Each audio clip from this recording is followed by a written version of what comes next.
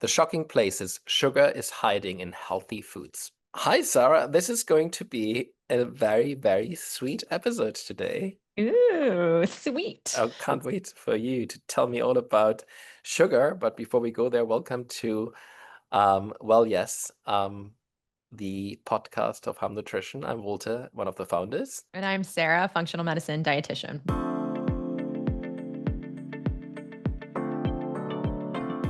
Now, Sarah, it's gonna be very sweet today. You're you're Sweet. you're you're a sweet person as well. I want to say that's like for people who don't know you, you're a very sweet person. I love hanging out with you because we Aw. have a nice conversation about science, and this is what we do here. We really want to bring like the latest science to the latest wellness trends, and to debunk a few things perhaps, but also really help people navigate the nutritional space, which can be sometimes a bit confusing. So that's what we're here for. And we really appreciate everyone tuning in. But before we get to the topic of the day, which is sugar and how it works and what it does to your body, Sarah, do you have a sweet tooth? Yes, I have. I was looking for this because I really wanted to wear I have these socks my mom got me that say Sugar Monster on them. And I was hoping, I felt that would really like ground me into this episode if I could find the socks, but we're in, moving chaos. So I couldn't find them, but I'm thinking that I'm wearing the Sugar Monster socks. Well, cheers to your sugar monster socks. I love that. Yes. What's your favorite dessert? Easy, hands down, brownies. Okay. Brownies, brownies, brownies. Anything in a brownie format, like my All favorite. right. Love Yeah. it. What about you? Well, you can tell by my accent I'm not from here, but I love Austrian desserts. They're so good. I mean, Austria has the best desserts in the Really? Like it, what? there are so many. So there's one called, this is really funny how it's pronounced, called Salzburger Nockern, which is Yum. it's delicious. It's like a souffle, which is eggs and vanilla, and it's absolutely delicious. And I try to Ooh. make them myself many times, but they always fall apart when I take them out of the oven. So I like to have them. Wolfgang Puck makes them actually in his restaurant here at Spago in LA. They're delicious. Yum. And I love a good carrot cake. I just love Mm. carrot cake. You hate it? No, I love it. I love that cream cheese frosting. Get it. And while we're on the topic of Austrian desserts, and this is something I just can't help to just spread that information too. Guess where the croissant comes from? I'm gonna probably guess wrong because it seems so obvious. France. Nope. It comes from Austria. And Yeah. the backstory is the following. The Ottoman Empire was expanding in Europe and was defeated at the gates of Vienna. And to celebrate the occasion, they created a dessert in the shape of the crescent, right? To Oh. celebrate this, right? And then they invented the croissant, right? Which is like, or the Kipferl in Austria, basically. And when Marie Antoinette married into the French court, she brought the croissant and the pain au chocolat and the pain raisin with her to the French court, which is why it's called Viennoiserie. It's coming from Vienna, right? So that's the backstory there. But France is taking all the credit, but I'm here not only to debunk like this wellness myth, but also those kind of things. So I'm a huge, I love my country and I love Austria, and I do think, this is one of those things that people don't know about it. Anyway, That's fascinating. I was gonna say who decided to put chocolate in it because that was to me, oof, I like a croissant with chocolate, the pain gee, chocolat. Mm. okay, let's talk about sugar. It's a really fascinating topic, and there's so much. There's even like a bit of conspiracy here, and we have to go all the way back to the 60s Okay. to start on like when sugar became a bit controversial, actually. So, to give you a bit of backstory, in the mid 60s, the Sugar Research Foundation, SRF, now known as the Sugar Association, paid a group of Harvard scientists, including Dr. Mark Hexted and Frederick Stair, to conduct a literature review on diet and coronary heart disease. And the resulting paper was published in 1967 in the New England Journal of Medicine, that emphasized that saturated fat and cholesterol as causes while downplaying sugar's role. Importantly, this financial support was not disclosed. And this is really important here. Like typically when you publish research, you need to basically, be transparent about conflict of interest. And that was the missing piece. Fast forward to 2016, researchers at UCSF actually analyzed archived correspondence and documents, and they found the sugar industry actively shaped the dialogue to deflect the attention away from sugar. So it was basically blaming fat for everything that was happening to, the weight of Americans, and explicitly targeting the fat industry to really villainize them. And as a result, we had this, remember the fat-free craze that happened? Oh, yeah. I think I became a dietitian just at the end of that, but yeah, that was a huge, huge Everything was fat-free. recommendation. It was low fat, fat free. Oh, Fat-free, fat-free, fat-free. And sugar sort of got it, was from the background and was included everywhere. Like you can find sugar in bread, you can find sugar in every processed food, if you will. So yes. there's that. Just to be very clear, this controversy isn't as bad as people suggested, perhaps, right? But it was definitely influenced by the sugar industries, but it wasn't like this big master plan that would then last for decades. I just want to clarify that as well. But, that lack of transparency really was a big omission, which I think should have been spoken about at the time. But anyway, we are where we are. Uh, Yeah, it's super interesting too, because when you think about dietary trends and recommendations and how the government puts together, my plate and the food, well, it was the food guide pyramid when I was back in the day when I was learning. Now it's my plate. And that's one of the things as a dietitian, I think it's really important and a consumer to filter through and understand where are these recommendations coming from? Because when you look at sugar, when you look at dairy, when you look at anything, these are big industries as well. So we always have to say, like, and I think that's where the role of a dietitian can be so impactful is that we are trained and educated to look at research and really try and get under some of this and say, like, okay, but does that make sense metabolically? And I know we'll talk about like how does sugar actually work in the body and how, as a dietitian, you could read this and be like, but that doesn't make sense. So yeah, I think that's a really beautiful point of just like having to dive in and understand the research and the body and does that make sense? yeah, and I always say when it comes to research, follow the money, right? Yeah. Because like who's behind the research, and then has it been peer reviewed to get that level of objectivity that you want to look for, basically. I think that's Yeah, absolutely. but back to sugar and also like the food industry, and especially sugar on its own is quite addictive, actually. Right, that has been proven in tests with like rats, etc. It's like it's literally like it gives you that Yeah. hit. I mean, I know it. I love, you feel you get that sugar high. You feel amazing, right? If you're I'm some a sugar monster. you're sugar. Like, Back to the socks, basically, right? yeah.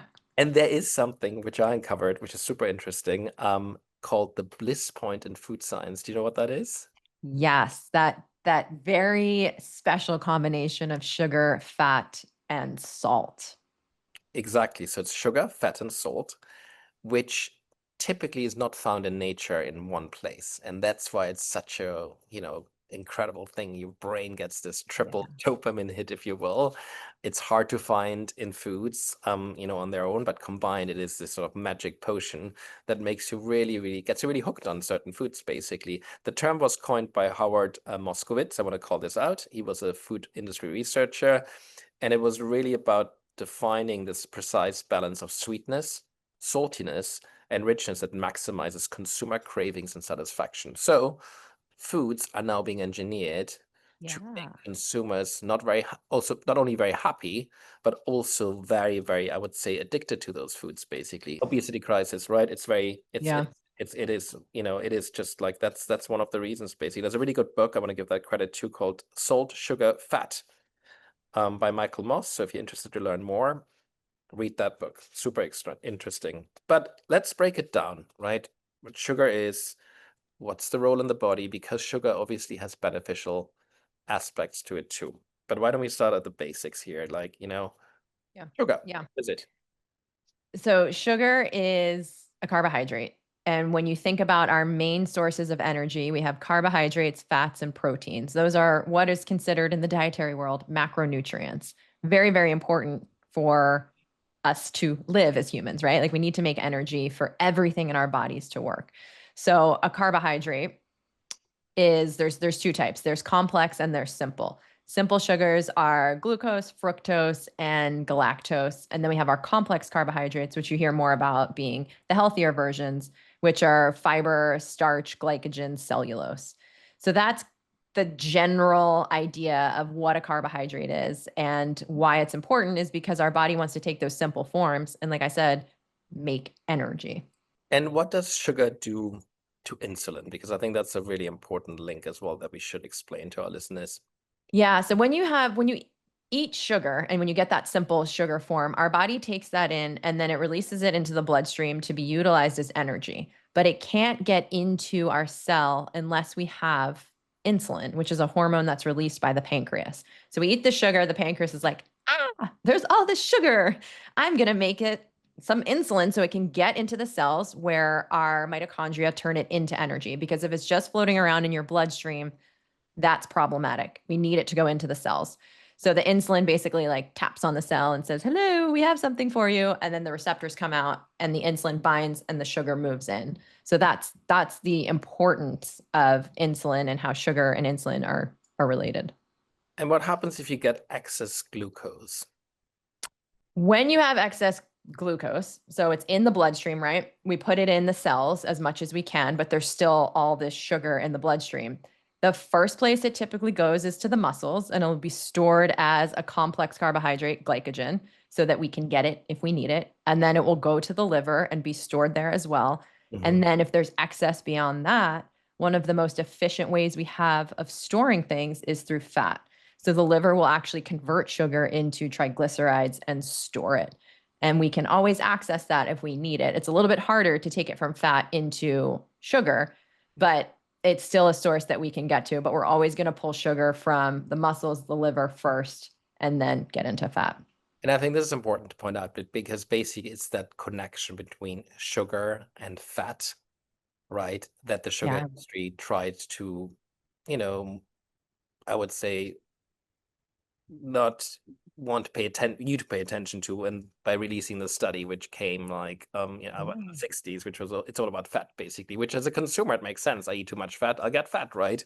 But that connection between high amounts of sugar and obesity weren't really talked about. So I think that's important to understand because there's a direct implication for our health, right? Obesity, inflammation, Mm-hmm. liver health, your mood. I All right. mean, who hasn't thrown a tantrum because of a sugar high, right? And you see it on a daily basis. Like if you just navigate those candy aisles in a Target, for example, you'll see that, right? I think it's just like, Yeah. one of those things where we really want to pay attention on how much sugar we're consuming. Because again, Yeah. really important for energy, right? I don't want to like vilify it altogether, but the amounts are so, so critical. And it's important also along that line, when you're a consumer looking at a food label, there's a section that was added actually pretty recently, maybe in the past 10 or 15 years. There used to just be carbohydrates. So you could see carbohydrates, but now there's added sugar. So you can actually see the amount of added sugar because that's the area. I never like to demonize anything, but that's the area to focus on, the added sugar, because there's sugar in so many good foods too. So we don't want to demonize like, oh no, that banana has a lot of sugar.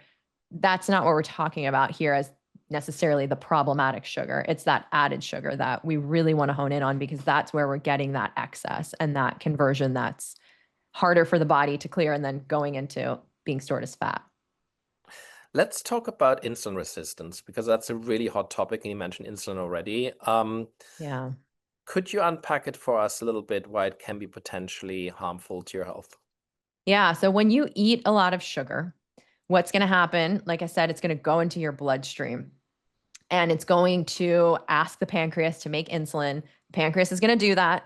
And it's going to keep asking it to do that and keep asking. So you're always going to have this insulin production coming out. And eventually, what happens is those receptors on your cell get almost fatigued. They Mm. stop recognizing it because they've been overworked and overburdened by the amount of sugar that's in the body. And that's when we start to see this resistance happening as those receptors literally become resistant where they stop responding to insulin and they're just like, nope, we're exhausted, we've been asked to do too much, and now we have a real issue because we have more blood or more sugar in the bloodstream. So our body is only going to be able to clear it out in the ways that it knows how to, which is storing it as fat. And then this could lead to prediabetes, right? So that's the first step here. That's basically what's happening when you're pre-diabetic. a lot of times that underlying mechanism of action is that your insulin receptors have stopped responding to insulin because they've been so overexposed to it. And what happens next, basically? So let's say you're pre-diabetic, right? What are the symptoms? Are there any, or is it sort of the silent, I think, killer that's Yeah, it's you hard. It's start hard to to- really tune into that. It's hard to know like what's going on because somebody explained this to me once when I was in the my internship rotation as a clinical dietitian, and I thought it was so fascinating. And they were saying that when there's elevated sugar in your bloodstream, it's like having little tiny shards of glass in your blood, and it bumps into everything like your arteries, your veins, your kidney, like it bumps into everything and it just creates these little tiny cuts on them. So it's not problematic until over an extended period of time it is. And that's why when we go into full-blown diabetes for a long period of time that's not well managed, you start to see breakdown of other areas of the body. But with that prediabetes, it's just tricky to know what's going on. One of the most effective ways to monitor that, like if you have a history of it in your family, if there's, you're concerned about your weight and your diet and you want to really know how is your body metabolizing all this sugar, hemoglobin A1C is one of the best markers to just understand where you are in that range. Because what that does is it measures a 3-month window Mhm. of how your blood sugar has been how your blood sugar has been essentially. So you get that snapshot and you can understand like, okay, if it's 5.4, 5.5, 5.6, 5.6 is starting to get pre-diabetic. I think you actually can get the diagnosis at 5.6. And then you can start to say like, okay, something needs to change. I need to change my diet. I need to move my body, whatever that is. But that's a really good way when you go for blood work to make sure you're getting an A1C because glucose, if you're just getting your blood glucose measured, it's not going to capture it. If you're getting insulin measured, it's not going to capture it. But that A1C is a really good way to be on the just keep your finger on the pulse of how your body is managing sugar. Yeah, that's a very good tip. So you make sure when you get your annual blood work done. Yeah, I always ask all of my clients and I put it in their lab orders to always have an A1C even if they're super healthy, even like whatever it is. I just think it's really important to understand how your body is metabolizing sugar. 100%. Let's talk about energy, like, right? Like, how is sugar connected to energy? It's the way our body makes energy. So it's really important, right? These simple carbohydrates are very important to maintaining the integrity and the energy production of our cells. And that's where the mitochondria, which are the little energy makers inside the cell, are going to create something called ATP. And ATP, when you look at the body, is the main form of energy that we utilize for every function. When you're on a ketogenic diet, you're using a different source. You're not using glucose, you're using ketones. So that's a little bit different. But for most people that are following a regular diet, regular metabolism, you're using glucose to create energy. And look, and I think it's again like, yes, it's important for energy, but again, it's that excess amount, right? That is really problematic. There are so many studies Yeah. on the health impact of excess sugar. Maybe you should unpack a few of them, right? Uh, Yeah. Well, it's going to overload everything, right? Like when it's too much, the body can't handle it. And then what's happening is as we're storing more fat because we have this excess sugar, we're getting that visceral fat storage, which is basically around the waistline. And that has been proven to be the most correlated to metabolic disease because now you have this layer of fat over all of your internal organs. And like I mentioned too, there's those little tiny cuts from those shards of glass or the sugar in the blood. So we see things like inflammation and blood pressure increasing, weight gain, heart disease on the rise, osteoporosis, more prevalence of stroke. Like it just kind of is a cascade and kicks off all of these things that are very problematic for the body. yeah, and like what I think what's interesting in the studies that really show the impacts of excess sugar is like the recommendation is to really limit sugar to say 10% of your daily calorific intake, right? So Mhm. less than Yeah. 10%. That's about 25 grams per day for women, 36 grams for men. Um, but there were studies of people that had about 25% or more of their calorific intake from Yeah. sugar. And those patients that were observed in the study, this was from some data from the JAMA Internal Medicine 2014. linked it to 38% higher risk of dying from cardiovascular disease, right? Um, Yeah. excess in inflammation, of course. Fatty liver disease is another side, like one of those problematic areas of too much sugar. Dental decay, we know that. Yeah. And, And okay. I was just going to say, I think most people will inherently know that added sugar is bad. But I think what happens, like you mentioned, okay, the recommendation is for 25 grams of added sugar or 36 grams if you're a man. But what does that actually look like? Yeah. And how much? So, something I get asked all the time is kombucha healthy? And I always say, okay, well, look at the added sugar because in a kombucha, you can have over 25 grams of added sugar depending on the flavor that you're getting. So it's really important to say, like, okay, I know sugar is bad, but where is it? And what does that actually mean? Because sometimes we'll look and we'll be like, 20 grams, who cares?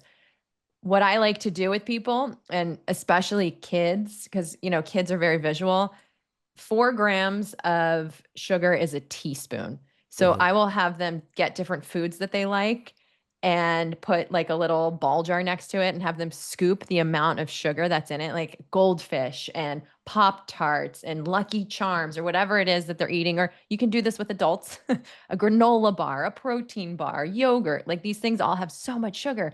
And just to visualize, like, what does that actually look like? It's wild. Like if you do that for a kombucha, it's wild. You're like, "Oh my God, I'm getting my entire day in a drink that I'm like probably not even conscious that I'm drinking. I'm just like drinking and working so I Yeah, think that's also really important too is we know that that's linked to all of this and like where is it? it's everywhere, and I think that's Everywhere. a really important message. It's like, please read the label because it is on the label of how much sugar is in the product, and it is really hiding in surprising places. Like you wouldn't think that you'd find sugar in. You order a burger, for example, you will have sugar in the bun that the burger is. The bun, the ketchup. The ketchup, exactly. I like ketchup actually. Yeah, I like it too. But that if you look, it is sweet. There is tons of added sugar in there There's tons of sugar for sure. And the result, everywhere. of course, has a big impact on society, right? Two-thirds of the population Yeah. is considered overweight, obese. That's actually now declining for the first time in decades, but it has more to do with like the innovation around GLP-1 agonists, like receptor agonists like Wegovy and all that.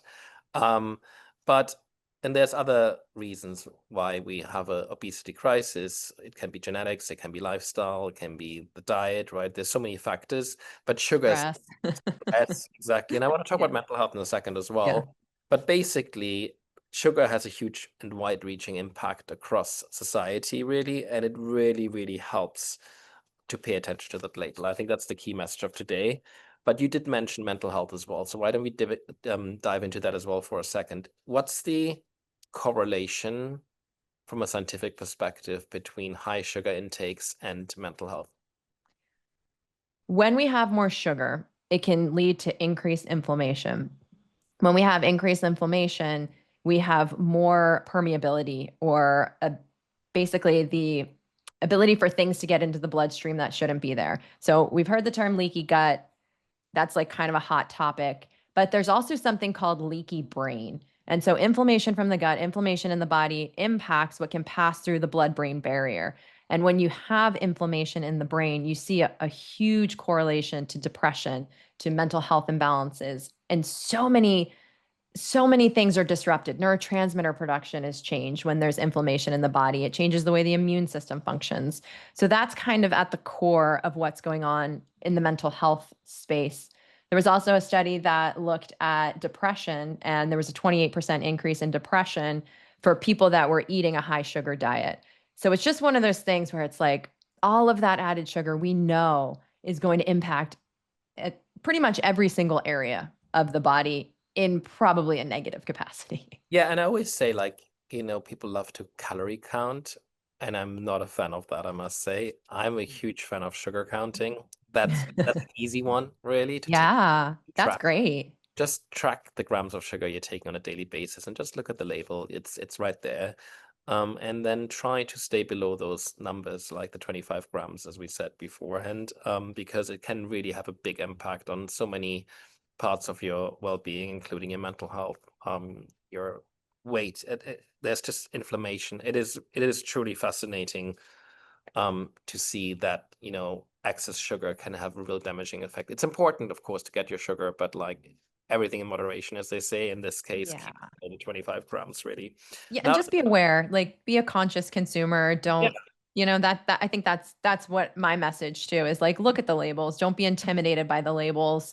Really have that conversation of like what is in my food and read the ingredients and look at that added sugar. You don't have to master the whole label because it's very intimidating, but just, start to get curious and peek in on that added sugar and be like, "Huh, what's in this breakfast bar that's high yeah. in protein, but whoa, there's 30 grams of added sugar in this." So, yeah, it's a dance. Read that label, Mhm. and it's everywhere. Okay, are there any natural alternatives, or generally alternatives, and they may even be artificial to sugar, that are worth pointing out? Like, do you have a take on that? Yeah, so I think they can be pretty helpful because we're still getting that sweet taste without that glycemic bump. I personally really like monk fruit, xylitol, stevia. I know there's controversy around that, but those are really great. Fruit juice, honey, molasses. There are really good benefits within those as well. Those are going to bump your blood sugar up a little bit, but there's lots of good ways to get sweet into your diet without compromising your health. Are there any good natural sweeteners that you would recommend? I mean, again, I think about quantity and like sugar, like if you're doing a little bit of sugar and you're looking at your whole day and you're using it in moderation, that can be fine. I prefer coconut sugar. I really like I said, stevia. It's really an incredible plant because you can go to it, like you can grow a stevia bush and eat the leaves, and they're really sweet. So that's like anytime I can taste it in nature off the bush and be like, wow, if I take a couple of stevia leaves and put it in my smoothie, I'm going to increase the sweetness and I can reduce the higher glycemic fruits in there and still have a really delicious smoothie. And my child, who's also a sugar monster, we have this book that we read about ancient civilizations and what they ate, and there was this part about Aztecs, and Mhm. they say like what's on the menu and what's off the menu. And for Aztecs, they didn't have sugar. And so every time we read the sugar's off the menu for the Aztecs, he looks at me and he goes, "Mommy, we wouldn't be good Aztecs, would we?" I say no. So yeah, I think finding those ways to get sweet in your diet is beneficial, and there's healthy ways to do it. Let's talk about those terms you do find, because you mentioned food labels a lot, right? But I Yeah. see things like sugar-free, keto, low carb. What does it really, what's the translation of that? So typically what they've done is they've taken out the carbohydrates, they've taken out the sugars, like it's a low carb food, and they've replaced it a lot of times with things that don't contribute to a blood sugar response and typically calories. So like I said, like the xylitol, stevia, the ones I don't like that sometimes you'll see are aspartame, what's Splenda, I'm not a big fan of either. So really again, like going back to the labels and seeing what's in there to understand like, okay, if they're keto, if they're zero carbs, like how are they doing that? Yeah, look, it's interesting because specifically on the topic of artificial sweeteners, I'm always quite um skeptical. I know there's endless studies suggesting they're safe, this and that. But for some reason, I have this instinct, and again, this is widely debated, and you can imagine there's huge amounts of, money has been spent on research around artificial sweeteners specifically, that they are absolutely fine for consumers. Do you have a perspective around that? Or I don't want to spread a conspiracy, the last thing I want to do. Yeah, no, I'm not too conspiracy theory on that. It's more for me like I always kind of go through this question in my head is can I find this in a more natural form? Like if I'm looking at something that's claiming to be keto and all these things and it has a ton of ingredients, can I find it more natural? Can I make it better without chemical additives? Because at the end of the day, they're chemical additives. So they are being produced in a way that is not natural to what we find in the world. So there's always a question of like, okay, but how does the body respond long term? Like aspartame was thought to be totally fine for a really long time. And now within the past maybe 10, 15 years, there's studies that link it to neurodegenerative diseases. So I look at it and I think, okay, can I just get this in a way where I'm not getting these added chemicals? And if I do, that's okay. I'm not going to be like, "Ah, that's it. Life's over." But just like really being kind and gentle with myself and saying like, "All right, this is where I am. This is what I'm going to eat. Can I do it better?"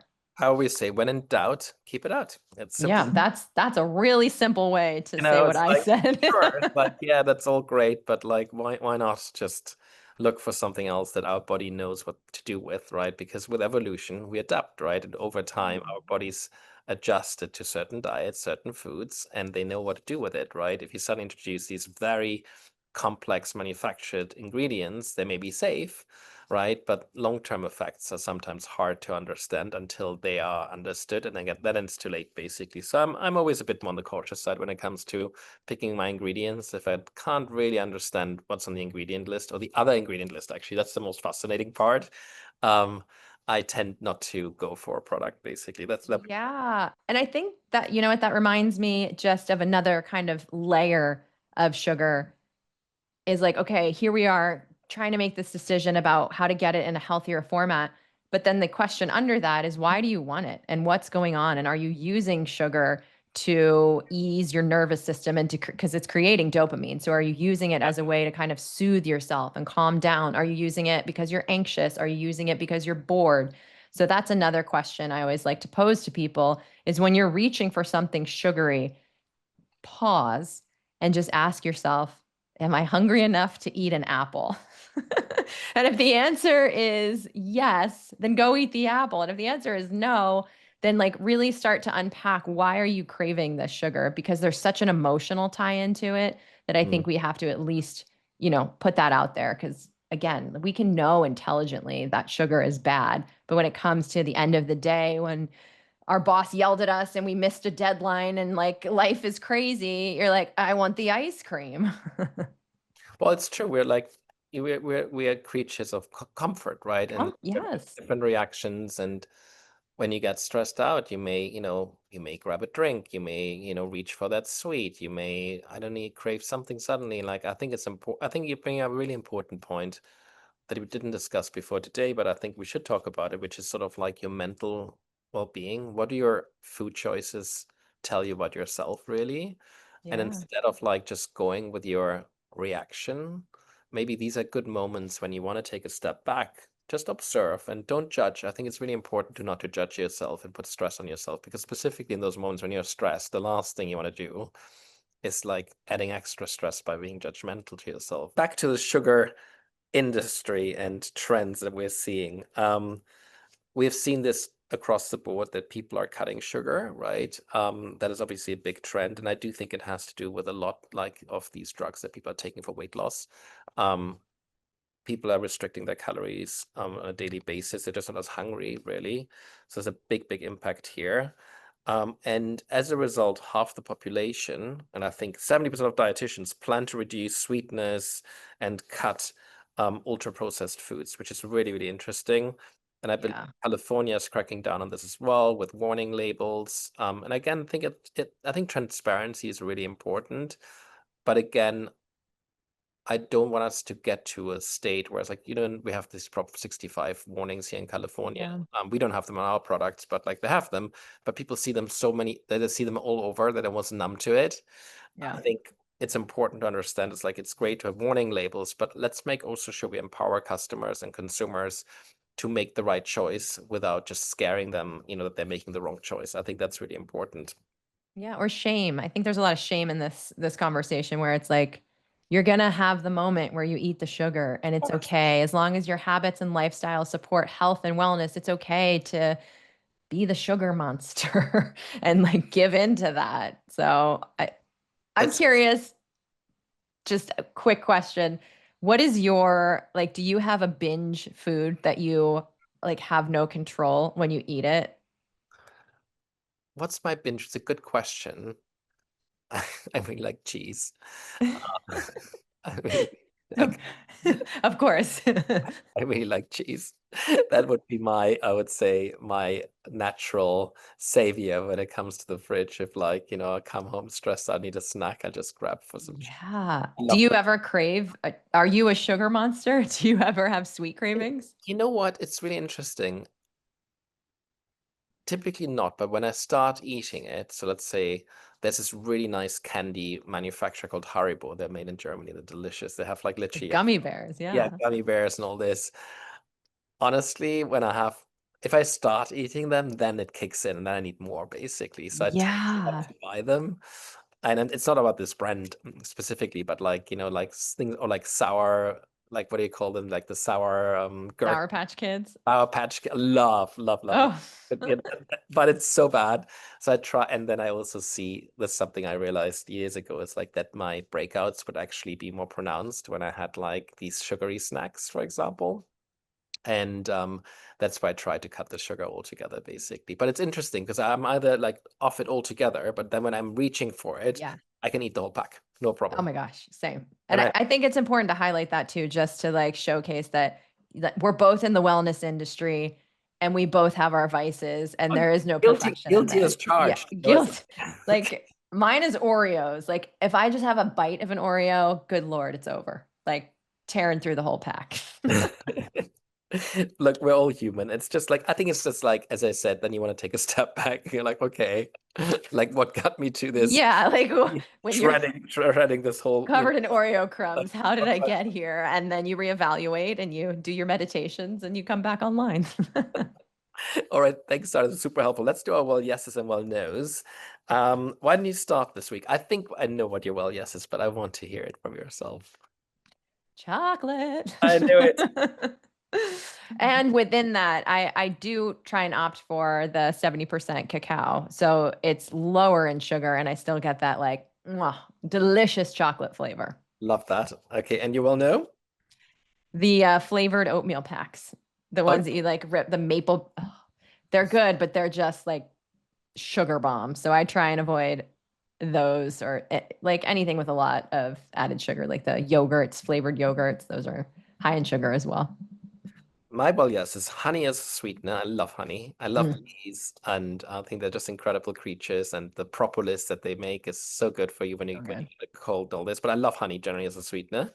Um, Again, it's sugar, so if you eat too much of it, it's too much as well. But I think it's a great source for sweetness, and you really can taste those the flowers from which the honey comes, right? Like orange blossom honey or lavender honey. Oh my God, It's so so good. so So good, good. so good. Love that.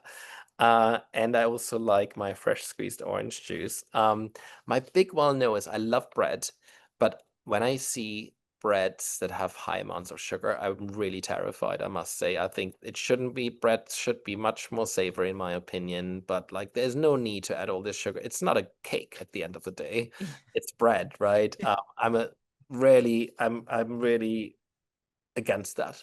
Keep the sugar out of bread, please. That would be my well no this week. All right, let's do our RD rapid fire, and this time it's a very sweet edition. We're gonna rank sugars and sweetness on a scale of 10. You know how that goes. Let's start with monk fruit, 9. maple syrup, Ooh, 8. cane sugar, 7. date syrup, 6. agave, 4. honey, 8. stevia, 9.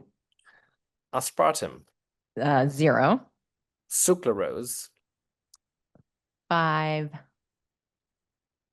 5. and let's now back to back all the sugar alcohols. Erythritol, 5. sorbitol, 5. xylitol, 9. and is it maltitol or Malitol. malitol? I think that's what it is. Yeah. Malitol. Yes. 4. All right. Well, listen, Sarah, as always, it was a great pleasure. And just remember, sugar isn't the evil of all evils, but keep it in moderation. And as a great takeaway for this show, please read the labels. It's everywhere, sugar. It could be in your favorite barbecue sauce. It could be in bread.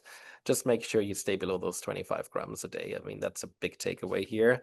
And as always, I want to say thank you to our producer, Brooke, and our production assistant, Fatima, for making this very sweet episode even sweeter.